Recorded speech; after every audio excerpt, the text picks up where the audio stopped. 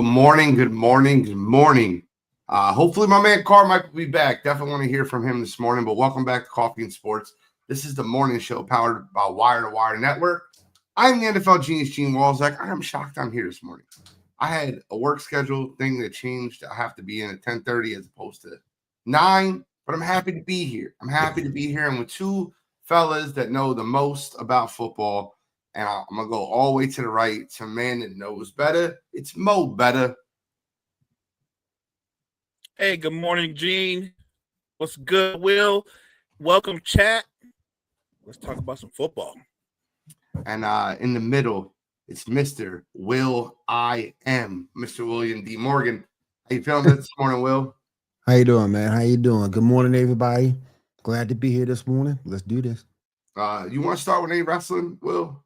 Yeah, I didn't want to talk about we didn't get a chance to talk about it yesterday because week 1 just took everything, just took over everything from the NFL. And we all know NFL is king.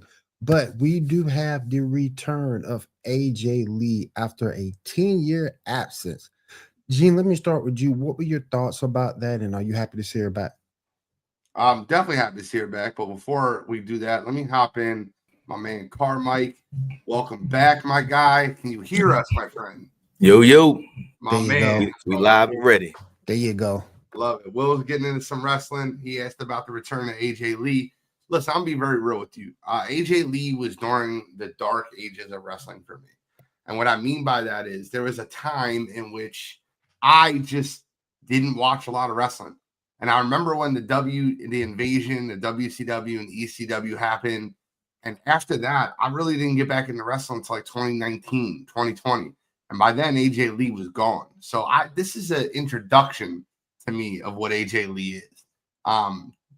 Did I think her promo last night was awful? Yeah, I thought it was awful. I thought it was a terrible promo. But we'll see what it brings to us going forward. But last night's promo was weird. I don't know if it like goes to her story, but yeah, it's not. I'm not excited. Mo, what you thinking, man? I'm excited to have her back. It's funny because I was listening to Gene talk about his timeline from not watching wrestling. Mine is similar. I feel like once the Monday Night Wars were decided and WCW collapsed, there were some years that I didn't watch wrestling. Now, I did come back on the tail end when she was wrestling, and she instantly was one of my favorites. Her character, her storyline, the whole nine. So I'm glad to have her back because I think she's going to add to the current storyline, obviously, with her husband, Becky Lynch, Seth Rollins. You can see that there'll be a continuation. There'll be a rivalry between her and Becky. They're going to do a tag team, but then eventually her and Becky are probably going to lock up for the belt. So it's going to be entertaining. I'm glad to have her back. I'm with Gene. It's weird, though. The promo, it plays to her character, but I think that because we're in different times, it doesn't work as well. My issue with AJ is the fact she does it to me, and this is nothing against AJ. She's great. She for what she brought to the women's division, she did it without glitz, glamour, makeup, things of that nature. But my thing with AJ is she doesn't match up with everybody on that female roster in either NXT or the main roster. She doesn't match up with everybody. Who are some of the people you want to see her go up against, Mo? That's a really good question. She's almost like a woman out of time. But I'll say this. If you look at her from her coming out on SmackDown, physically, she looks like she did years ago. I will say this. Whatever they do with her character, she's a more credible in-ring performer than Nikki Bella is. Oh, facts. Gene, who are some of the females you want to see AJ Lee go up against? I don't know. Like I told you, I'm not like I don't know. I felt like her promo last night was weird. It was like, oh yeah, mental health, but I'm still deranged. I don't know. It felt to me like I was okay with on my mental health journey, and then someone smacked my husband. This just didn't feel right to me. I don't know. It's like some of the women I wouldn't mind her saying. Again, she doesn't match up to everybody that makes sense. I mean, for her to go up against Jade Cargill to me doesn't make sense. For her to go up against somebody like a Jordan Grace doesn't make sense. Um, some other ladies I like to see her go up against Io Sky, um, La Valkyria, maybe Stephanie Verkeer, someone of that ilk. But she doesn't match up with every female, particularly in today's time, because wrestling has changed. The way that it's handled. And again, you have to make it believable. And for her to go in there, I think the only real power wrestler she ever went up against during her time was Caitlyn. And Caitlyn wasn't that great in her own right. So I just don't think she matches up everybody. But hey, I think it's great that she's back. And that's all I got for wrestling this morning, guys. All right, well, let's move it over to my man Carmike. Carmike, welcome us into the world. Ladies and gentlemen, good morning, man. Glad to be here, man. It's always a pleasure with you guys. We're gonna get straight to it, man. Monday Night Football was a doozy. You know what I mean? JJ McCarthy was selling. It looked bad, man. He was heading towards one of the worst offensive performances by a quarterback. But he ended up turning it around, man. Fourth quarter, he turned on his Josh Allen bag real quick, man. The three touchdowns in the fourth, man. Gene, come on, man. Let's run it down, man. Talk to me about this football game, man, and how many cups of coffee you give it. Well, I think the story is going to get told of JJ McCarthy overcoming adversity and winning a football game. But the story wasn't JJ McCarthy. The story to me was Brian Flores. And I'm going to keep pushing my agenda, but after that first drive where the Bears looked unstoppable, the Vikings defense shut them down the rest of the football game and gave JJ McCarthy opportunity after opportunity after opportunity after opportunity. He throws a pick six, opportunity after opportunity after opportunity. The Vikings defense shut them down. 3 and out, 3 and out, 3 and out. I think JJ McCarthy is okay. He showed flashes of good. I don't think he'll ever be great. I've never seen that in him. And I think the Bears last night were playing down too many defensive players. If we're being completely honest, Jalen Johnson, their number one cornerback, did not play. Their starting nickel did not play. Their middle linebacker did not play. Then they lost a third cornerback during the game. It was just too much to overcome. I felt like them being down 3 starters and then the first backup was just a lot. How many cups of coffee you giving this game? Let's go 3. It was entertaining. Mo, talk to me about this game, man. Solid game. And I thought it was an entertaining game. You could say a tale of two halves, but I don't know if it's a tale of two halves as much as it looked like the Bears were in control of the game, even when they weren't in control of the game. Like, I don't think the Bears' offensive line is that much better than it was last year, at least not in game 1. Like, I thought from the start, Minnesota was not having a problem getting pressure on Caleb Williams. They couldn't get a hold of him. That, to his credit, his elusive ability, his running ability, he avoided a lot of things that would have been sacks for a lot of other guys. So I'm going to give Caleb Williams credit for, 1, taking the checkdowns that were there, and 2, having a good timer in his head to know when to take off. Like, he might have held the ball too long a couple of times, but there were other times when he recognized immediately, he went through his reads and he took off. He didn't waste any time. So I saw him take strides there. I will just say this, though. I don't know how good the Bears offense is going to be. As good a play caller as Johnson is, I don't know how good their offense is going to be, because your offense is only going to be as good as your O-line and your quarterback. And I still don't know what kind of quarterback Caleb Williams is going to be. What I do know is he's talented. But being talented doesn't mean by default you're going to be a great player. It just means you're talented. A lot of guys, Jay Cutler was talented. So a lot of guys are talented. We'll see. We'll see. What I will say about J.J. McCarthy, though, maybe he didn't play great. But I said this before the season. I watched him at Michigan. He reminded me of a Michigan alum. He reminded me of Jim Harbaugh when Jim Harbaugh was a quarterback. Not great, not physically gifted, but just played with a lot of grit and found a way to win. And I don't know, man. JJ McCarthy got wheels, though. I don't think Harbaugh ever had got, no wheels. He got more wheels than Jim Harbaugh had. But this is what I'll say about JJ McCarthy. Whether you think he's going to be great or not, he can beat Sam Darnold. He can be that. So whatever you think of Sam, he can be that.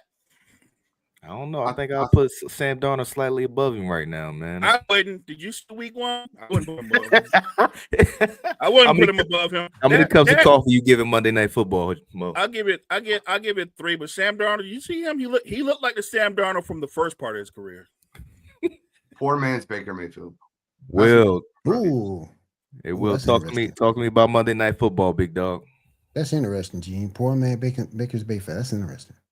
I kind of like that analogy. I thought it was a decent game last night. I think it speaks more about the Bears losing the lead than it did about the Minnesota comeback.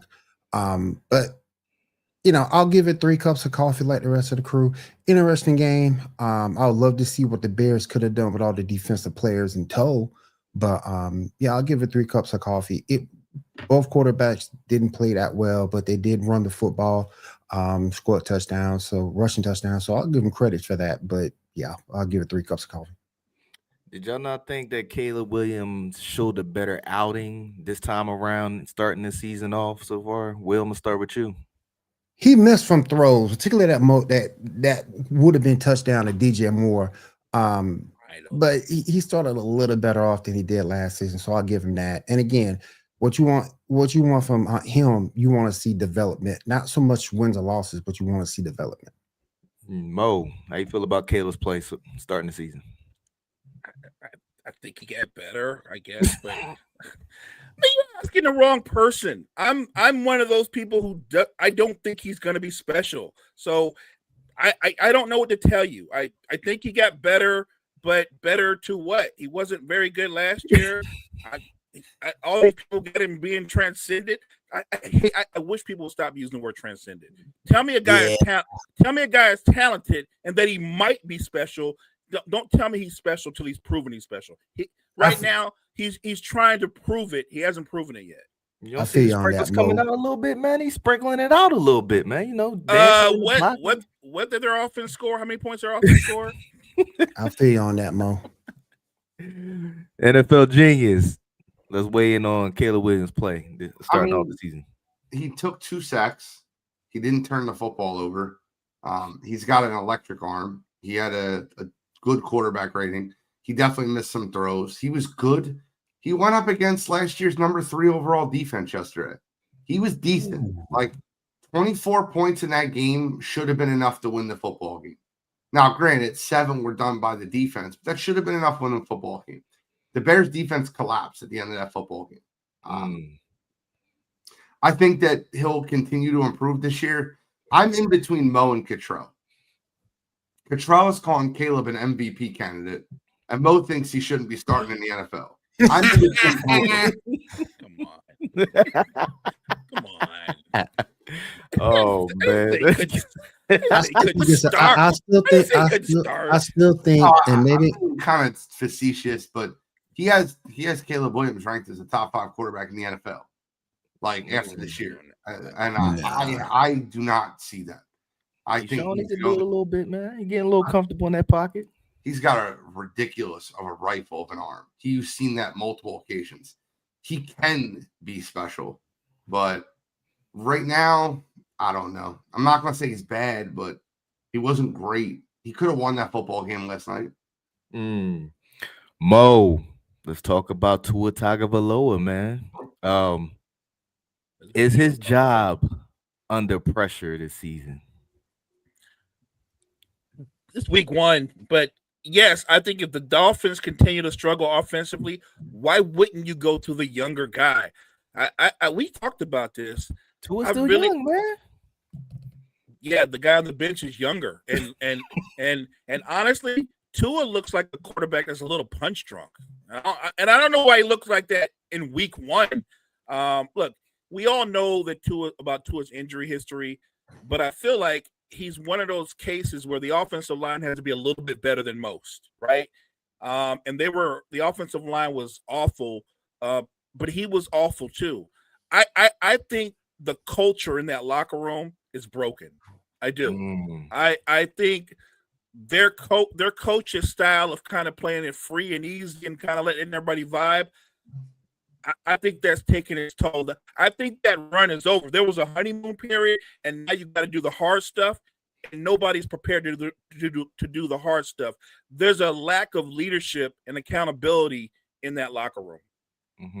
Will, talk to me about Tua Tagovailoa, man. Is his job under pressure this year? Yeah, he's under pressure. He's the quarterback that has to have everything be perfect in order for him to be successful, and you're not going to get that on that team. Between the culture, the way that they've drafted, everything has to be perfect in order for him to be successful. And even then, injuries will still come into play for Tua. So yeah, I think his job's on the line.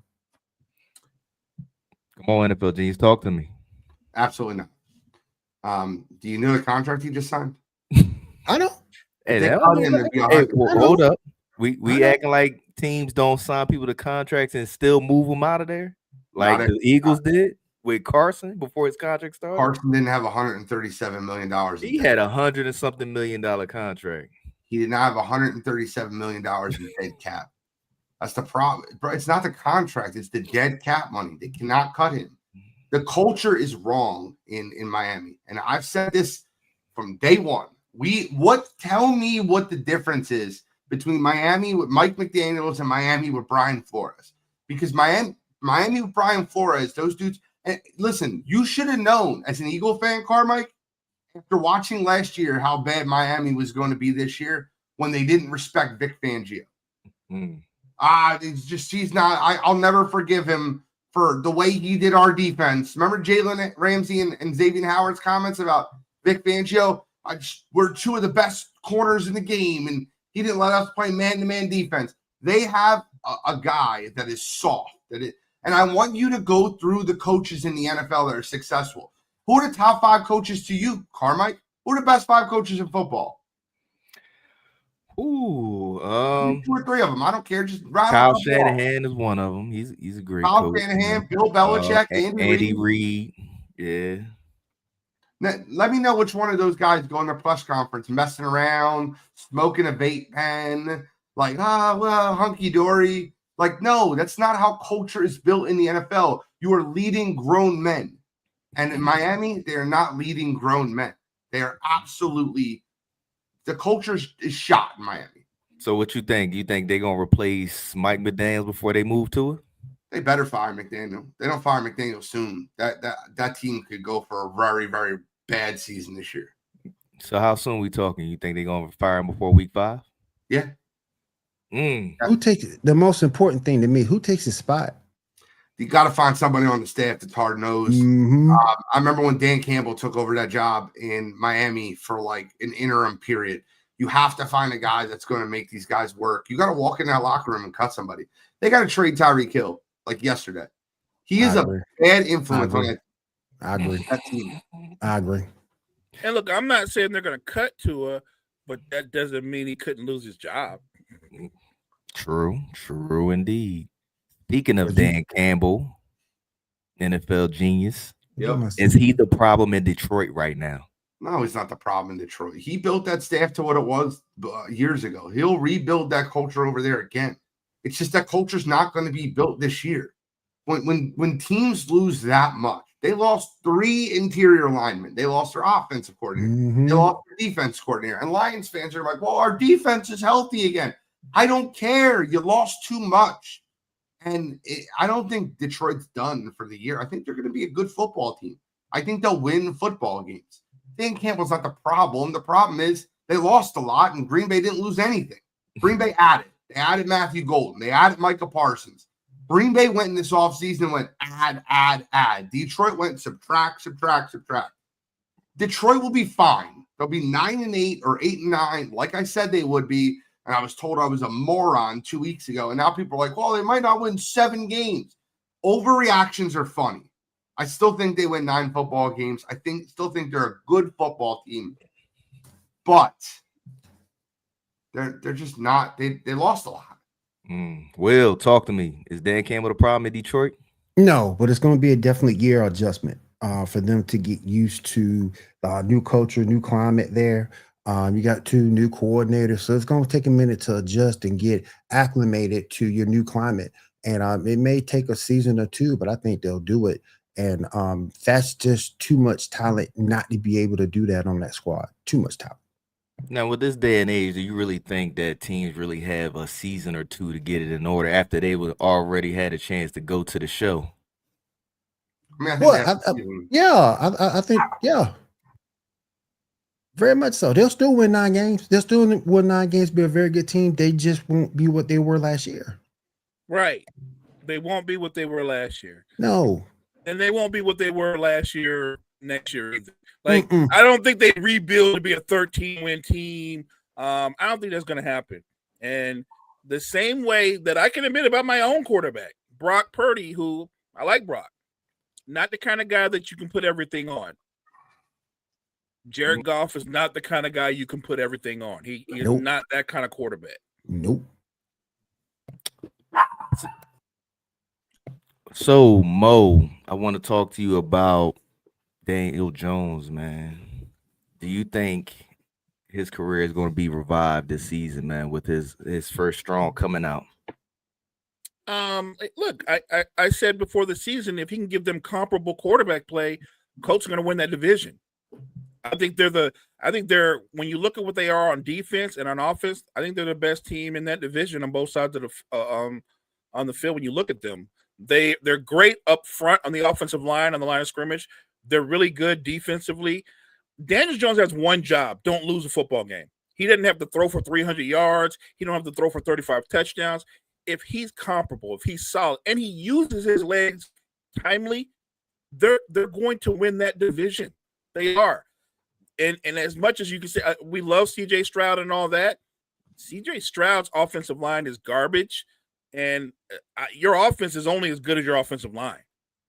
I don't think the Texans can win that division as currently constructed. I just don't see it happening. So I think it's the Colts division to lose. NFL GENEius. How you feel about Daniel Jones? His career going to be revived in Indianapolis? I mean, Shane Steichen's a very good coach. I think we need to slow down. I said this. Look, if you want to tell me winning week 1 at home versus a team that has terrible culture that's in shambles in Miami and looking reasonably good in that football game is a revival of what I've seen for 6 years out of Daniel Jones, I just don't see it. I don't think that I think the Colts are going to be okay. I think Daniel Jones is going to lose them some games. You cannot get past the fact that he's a terrible decision maker. He processes slow. That was in his scouting report coming out of college. He is a slow processor of the field. And I'll say this. You might say that Indianapolis can win that division, Mo. I'll tell you right now, you watch them go up against DeMeco Ryans in that Houston Texans defense. He's going to look pedestrian at best. Listen. I only need him to look pedestrian. That's my whole thing. Like, he might look pedestrian. What is Stroud going to look like against the Colts defense? Stroud will come down to Daniel Jones' level when they play. I don't think so. I think the cream rises to the top. I think in Houston, their offensive line will get it together. They went up against one of the best fronts in football in the Rams and looked much worse than they're going to look the rest of the year. When you have a front four with Kobe Turner and you have Brandon Fisk and you have that jerk off that was yelling at the Eagles last year. I don't know why I'm forgetting his name. But the point being is the Rams front is one of the best in football. Daniel Jones will not be able to compete with Houston's defense. I think Indianapolis finishes 3rd in that division. Woo. Will, like how you feel about Indianapolis and Daniel Jones? He's a game manager. That's all he's going to be. He's going to be a game manager. He's going to be somebody who like 270, man. That ain't you can't rely on Daniel Jones to be that guy. You just can't. He showed it with the Giants, and yes, he had a very good game. But a dead clock is right twice a day. I mean, I'm just saying he's a game manager. He's not somebody you can depend on. That coach team is gonna rely on defense and the run game. That's how that team's gonna win. It won't be because of Daniel Jones. He's a game manager, and that's all he will ever be. Correct. Will. He also has a 1,400-yard back behind him. He's one of the best running backs in football.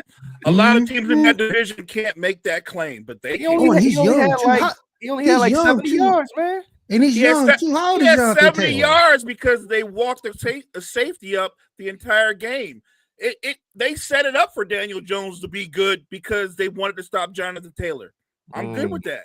And Taylor is young too. If he can stay healthy, he ain't gonna show no signs of slowing down if he can stay healthy. Will, we got to talk Ravens, bro. Will the Ravens continue to struggle to close out marquee games this year against the playoff contending opponents? We talked about them yesterday. Oh my gosh. Look on that offensive line, and I tried to find his name this morning, couldn't find it. Number 77 was terrible. In that game last week, and Jair Alexander was trash. They got a lot to fix. And again, I said it yesterday. They'll beat the Sisters of the Poor. They'll beat the teams, the lower level teams. They'll beat the Carolinas.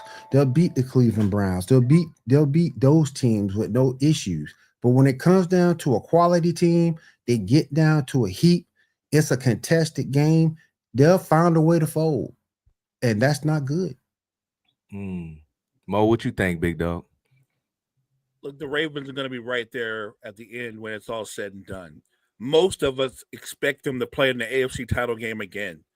The question is, can they get over that mental hurdle that'll get them to the Super Bowl? The answer to that, I don't know. I really don't know. But look, losing to Buffalo, you know what that determines? That determines where the AFC title game will be played, right? That's basically what that comes down to. Barring injuries, both these teams are going to be right there at the end. So it's a tough loss, and it becomes more of a mental hurdle because that's your chief rival, right? That's Josh Allen. That's the Bills. I'm not giving up on the Ravens. I think at some point Lamar Jackson and company are going to break through. I'm not necessarily giving up, but they got to be better in the clutch. I don't know what Jerry Alexander was doing in that game. I really didn't. There was times he looked unprepared. He was getting destroyed. He was getting cooked. He was getting cooked. And then number 77 out there running in circles, looking for somebody to block when they already went past it. Man, ain't no good look either. Time to put that safety over the top of Alexander this year, man. I don't get it. You got Derrick Henry, and yes, he did have an uncharacteristic fumble yesterday, but you got Derrick Henry. Run that man 30, 40 times if you have to, but that's how you win. See, that's what I was going to say. They was already running him. He just fumbled. You know what I mean? Like, still keep running him. I forget that man is 31. The arms ain't as strong as they used to be, you know, taking a pound, and clearly he look like, you know, somebody can punch that thing out now. How many carries did Derrick Henry have? Will like 18? Yeah, like 18. Yeah, 18 carries. You got to give him that man at least 25 carries. Yeah, you got to give him 25, 30 carries a game in order to be. And then you can hit him with play action. After you do that, hit him with play action. All I'm saying, Derrick Henry needs to be given the football more times than not. Well, what if he fumbles? Still give it to him. That's the only. I mean, he's not known as a fumbler, but that play did happen. But I don't think certainly Derrick Henry has a reputation as being a guy that fumbles. That was just a moment. Right. That was just a moment. And and you got him on that team to not go for it on 4th and 3 with Henry and Lamar. I don't know, man. Well, I would have went for it on the 4th down, but other than that, man, I don't know. Yo, Henry, he looked like he lost a few gears, man. The way he was out in that open field, man. I didn't see that. I saw him blow by people on the sideline and outrun their secondary. No. See, you paid attention to it when he blew past them when the defense was already tired from getting pounded by Henry. So at that point, you losing gas. But in the beginning. By him in the first quarter. They was chasing him down. He was in the open field, and they was hawking Henry down. He was slow, man. He said it best. Gone. He said it best. If they have less than 18 carries, they lose, and that's exactly right. You give that man 20, 25 carries. That's what you do. I don't think he slowed down at all. Like, my thing is, if your corners aren't faster than a 31-year-old back, something wrong with your corners. You should be walking him down. Yeah. I mean, to tackle him at full speed in the open, that's a business decision that most people don't want to make. I mean, y'all talking about he should have 25 carries a game, which I agree with, but the simple fact that is he is older, man. Like, that is going to wear him down at this age. I mean, look, the guy has been in the league over a decade, and he's already defying time by having the season that he had last year at that age. Yep. So maybe he's one of one. Maybe he's another Curtis Martin or Frank Gore. Maybe one of those guys that still be putting up numbers when he's 33. I don't know. Wait, did we forget, man, when that one season when he was with the Titans, dude had like 900 something rushing yards 6 games in and got hurt and was cooked for the rest of the year, right? We want to do that again? All I'm saying is you're talking about when he was with the Titans. That was years ago. Just last season, that same guy you're talking about, 1,900 yards. Yeah. Yeah. Hey. So my question is, Mo, is John Harbaugh in the hot seat after taking